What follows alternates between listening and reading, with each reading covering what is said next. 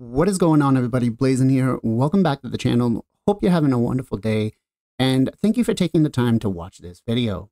All right, so let's get into today's topic, which is going to be leveling up champions for Centranos. Now, last two rotations, the first one we had and this one, the first one we had, I went 101 out of, I went 100 out of 101.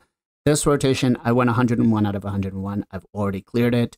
So with this, I was asked about what champions we should be looking at leveling through our accounts that are going to be useful. And so I wanted to do not obviously the 10 champions everybody knows, right? But the 10 champions that I particularly slept on, never even bothered to look at, and were always considering just being a 4-star chicken.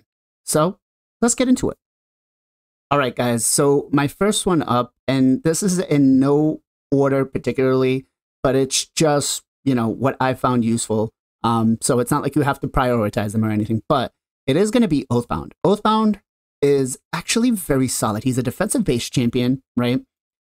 He has a 50% freeze on the A1, right? And on the A2, he has a 95% chance. If you master him, you can get it to a 100% chance of placing a decrease attack on all allies for 2 turns, on all enemies for 2 turns, and then has a 75% chance of decreasing the target's turn meter by 20%. That is 100% solid right there, right? For a lot of those waves, turn meter control and placing that decrease attack is great. On top of that, the A3 on a 4-turn cooldown attacks at random, unfortunately, 4 times. It'd be better off, Plarium, if you're watching, just do everybody. Come on, give us that extra 1, right? But has a 50% chance of placing a block active skills when fully booked for 2 turns. Epic champion. So when you have Taras Marichka and you use this on the Taras, it does not, he will not counterattack, right? So blocking active skills is very powerful. And then if decrease attack is out already, it is a 100% chance to land that. So Oathbound, for me, was a investment that I did on my account, and I'm happy with because he is solid. Next up is Lordred Falconart. Now, Lordred Falconart was part of a fusion from back in the day, and was not really, the kit didn't really make a lot of sense. Was good for Scarab King, right? But actually is very useful for Centranos if you think about this. Now, the A1, right, has a 40% chance, books up to 60, right, of placing a decrease attack for 1 turn. Granted, it's a single target, right, but he's HP based. The A2 removes all debuffs from 1 ally, so not a full team cleanse, but a 1-person cleanse, right, with giving them a ally protection for 2 turns on a 3-turn cooldown. Not bad. And then what I really love about him is his A3. Places a shield buff on all allies for 2 turns equal to 20% of this champion's max HP. Now, if you build him really nice and healthy HP, you could be looking at a 20% shield. Let's say if you build him, actually it's 20 plus 4 books into it, right? You're looking at 24%, I think is what it comes out to the math. I'm not too sure on that, but I'm pretty sure it's a 24% shield based on that. But that's actually really solid, right? You could be getting back a 20% shield, 24k shield if you haven't built with like 100k HP or somewhere around that vicinity every 2 turns, which means if the shield damage is being taken, or if the damage is being taken by the shield, then you don't need to bring a healer in. All right, next up is going to be Jolan. Now, I know you guys are going to laugh at this, but Jolan, I mean, he looks cool. He's like Turvolt's little brother. He's got that big sword right there, and he should be doing some damage, but it doesn't feel like it, right? But he does have something unique in his skill kit that can help you quite a bit, especially when it comes to the Frost Spider, right? And she seems to be in a few of those stages, and you can only really kill her if you bring HP burn or if you bring Borth revive. So Jolan on the A1 brings a weak source decrease defense, right? Books up to 40%. It's 2 turns. He's HP based, so he can take a little bit of a hit, right? The A2, which is actually what I really love about him, is attacks one enemy, has a 75% chance of placing an HP burn debuff for 4 turns. So even when you're going up against the Nether Spider, you can take on the Nether Spider, single target, HP burn, and then possibly spread it if you have a champion for that. But it is a 100% chance to land 4 turns on a 3-turn cooldown. So even if you didn't book it for 4 turns and you just booked it for the 100%, it's still very solid. And then the A3 attacks one enemy, destroys the target's max HP by 30% for damage inflicted under HP burn, right? Or for damage inflicted. Damage increases by 50% if the target is under HP burn debuff on a 4-turn cooldown. Now, I'm not going to lie. I did not build him for damage. I just built him to use that A2. Let me know in the comments down below if you really want to see a damage test with him doing an HP burn. Maybe we could do a clan boss team. But overall, very solid, very underrated, and I actually kind of glad I leveled him. Next up is actually Borth the Bloodsoaked. Now, this guy for the longest time has been a 4-star chicken. 100%. Felt very weak, very underwhelming, didn't really provide us with a lot. But in Centranos, he does actually have quite a bit of utility, especially if you build him properly. Now, the A1 attacks one enemy 2 times. The first hit has a 20% chance of filling this champion's turn meter by 10%. The second hit has a 20% chance of decreasing the target's turn meter by 10%. So booking that gets it up to 30% for an A1. Not too bad. He's HP based. He can take a little bit of a hit, right? The A2, this is what I really liked. Attacks one enemy 2 times. The first hit places a shield equal to 25% of the damage inflicted on all allies for 2 turns. The second hit heals all allies by 10% of the damage inflicted. Again, he's HP based. It's on a 3-turn cooldown. So you get a shield, you get a heal back. Very, very solid. And then what I really would kind of wish would be changed just a little bit is the A3. But overall, it's still very solid. It's attacks one enemy 2 times. The first hit has a 75% chance, books up to 100, of placing a 50% decrease attack debuff for 2 turns, and the second hit has a for 2 turns, and removing any increased attack buffs from the target. So we're taking away if they have an increased attack and placing a decreased attack. The second hit, again, books up to 100% chance of placing a 60% decreased defense for 2 turns, and has a 100% chance of removing any increased defense buffs on the target. Very good to single target snipe those champions. I found this extremely helpful when I was trying to do it against the 2 Hanorok last rotation. So the only thing I really wish is that this would be AoE. If this was AoE, this would actually be very strong, and this champion would be on par with everything else we have currently in the game. All right. I mean, Siege Hulk is, oh my god. Whatever you need, he can bring it, right? But on the A1, attacks one enemy, decreases the target's turn meter by 15% if the target is under decreased defense or decreased speed. Actually, a pretty solid hit right there, right? The A2 places a 50% increased attack buff on this champion for 2 turns, then attacks all enemies, has a 100% chance of placing a 60% decreased defense for 2 turns. It is on a 3-turn cooldown. It is very, very solid. I built mine in Relentless and was just continuous decreased defense, increased attack, nuke AoE. You could build him in a Sunset, but not the best one for him, right? And then the A3 places a 30% increased crit rate, a 30% increase crit damage buff on this champion for 2 turns, then attacks one enemy, has a 100% chance of placing a 30% decrease decreased speed debuff on the target for 2 turns. On a 3-turn cooldown. Very solid. You're buffing increased crit rate, increased crit damage, so you can build them with 70% crit rate. Then you're nuking, you're placing a decreased speed. Granted, he's going to be a little stat hungry, but if you build him properly, I mean, this guy will carry you through faction wars, and he will definitely help out instant Trandos quite a bit. That A2 nukes hard. Okay, so the next one I really feel is kind of a must to level, both for faction wars and for Centranos, is Old Man Hermit Jorg. A1, right? He's a support-based champion. A1 attacks one enemy, has a 30% chance of placing an HP debuff for 2 turns. Very great for the Frostbiter. Books up to 40%. The A2 places a 50% increased attack buff on all allies for 2 turns and fills this champion's turn meter by 20%. Books down to a 3-turn cooldown. Could also be used in Arena for this, right? As your go first champion.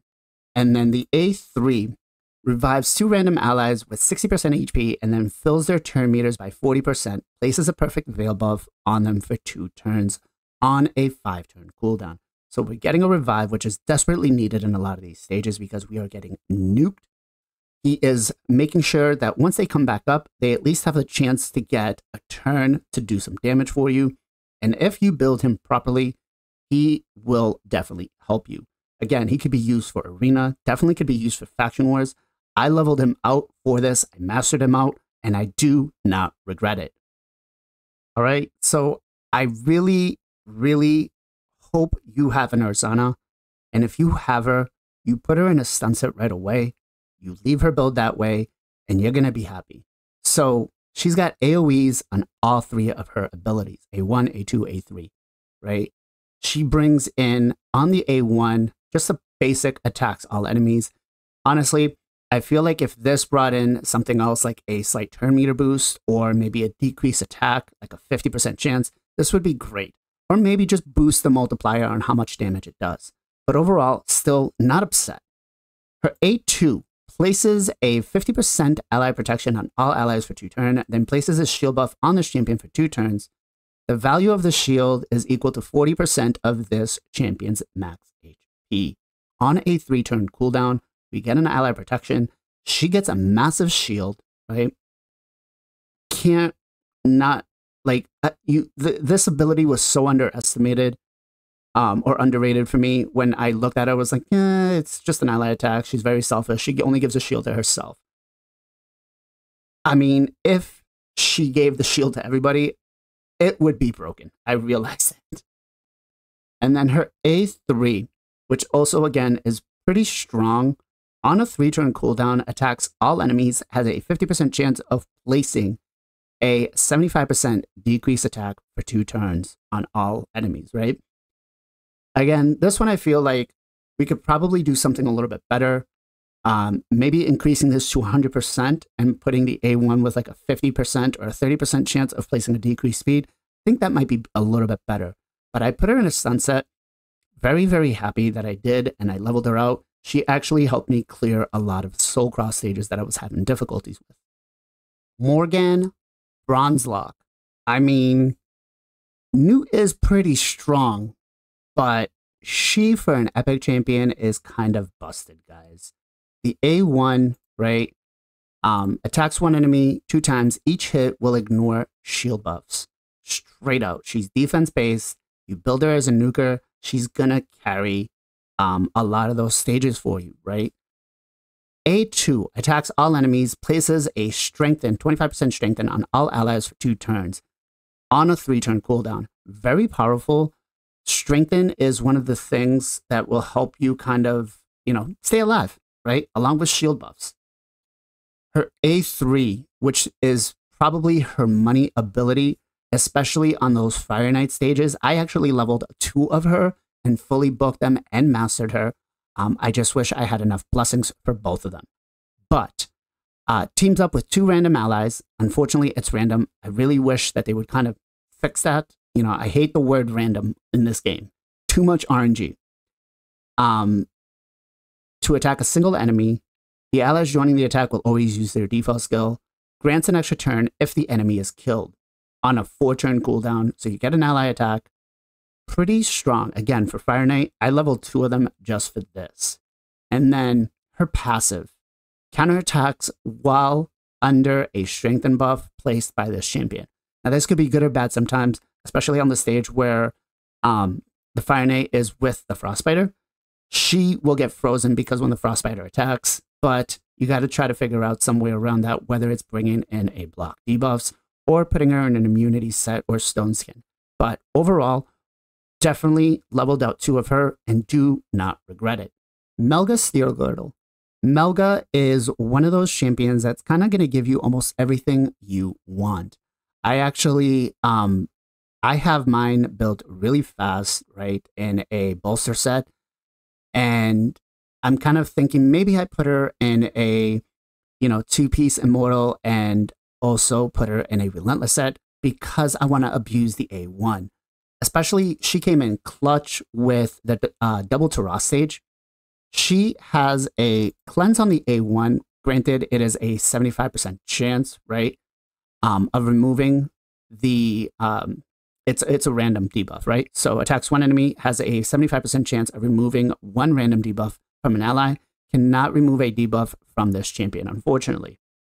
The A2 places a shield buff on all allies equal to 20% of this champion's max HP for 2 turns, also places a continuous heal for 2 turns on a 3-turn cooldown. With the shield buff, you get, again, kind of like Logic Falconarts, where it boosts up to like 24%. Very, very solid. Her A3, on a 5-turn cooldown, revives 2 random allies with 20% HP and 20% turn meter, also places a shield buff on them. The allies revive for 2 turns equal to 30% of their max HP.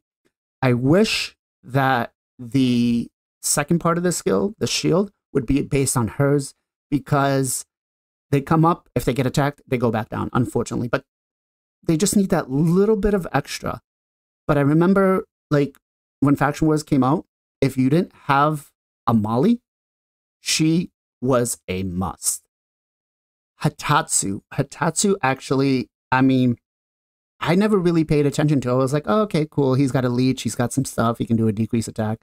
But it's actually pretty powerful. A1, right? He's defense base, has a 60% chance of landing a leech debuff for 2 turns. I can't tell you how I underestimated leech coming into some channels, because I was like, oh, well, I'm just going to nuke everybody, or I'm going to, bring a reviver or a healer. And there are so many stages where you can't have that. There is no revivers. So that leech is actually coming in clutch.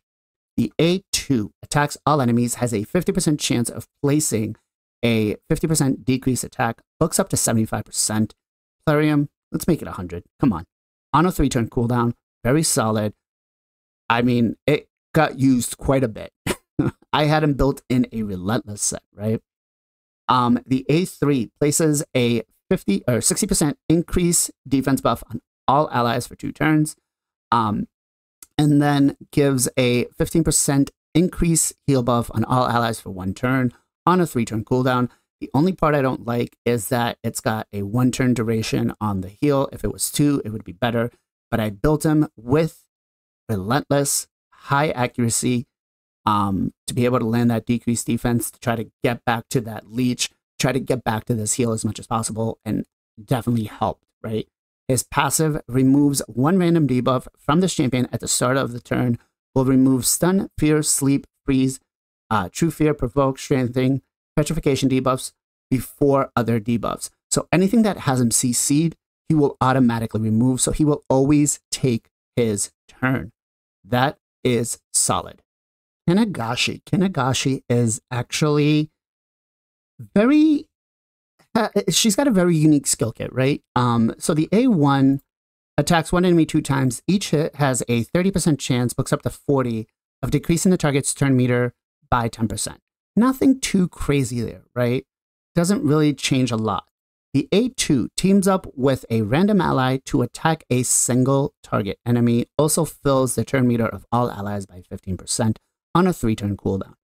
This right here actually came in very clutch on a lot of the stages where, I had to nuke down that single target enemy. And the one that I'm really thinking about is the one where the Taurus Marichka came in. I used her there along with the dwarfs Morgan. And I mean, they pretty much nuked down one by one, try to keep everybody CC'd as much as possible. and nuke them all down pretty hard, right? But if that doesn't help you out enough, then her A3 will. Revives an ally with 50% HP, 50% turn meter, also places a 60% increased debuff on that ally for 2 turns on a 4-turn cooldown. Again, I feel like this could probably be a little more, right? We could, maybe 2 or 3 randoms. Her skill kit could use a little more love, but overall, I don't regret leveling her, and I think she's actually pretty good. All right, so I could sit here and tell you all the champions I leveled. Let me know in the comments down below if you really want to hear that.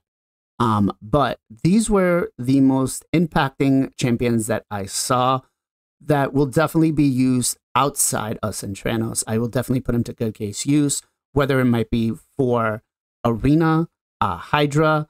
There are some of them out there that I really just kind of never really paid attention to because they just kind of seemed like a 4-star chick. And I was like, oh, I have a legendary version. It's way better. And kind of with Centranos, I'm kind of happy it came out the way it did because it's got me looking at a lot of these other champions that really haven't been anything else other than Vault Guardians. So if you enjoyed this video, make sure to join us on Sunday for the Knights of Teleria, where you get myself, Final Compachi, JR Star 3, Nacho Plays 50, Gesto Gaming, and Jarrett Gaming, where we talk everything Raid Shadow Legends. We answer any community questions. We have some friendly banter, and overall, a great time. As always, guys, much love, much appreciation. Be safe, be well, be good to each other, and I'll catch you guys next time.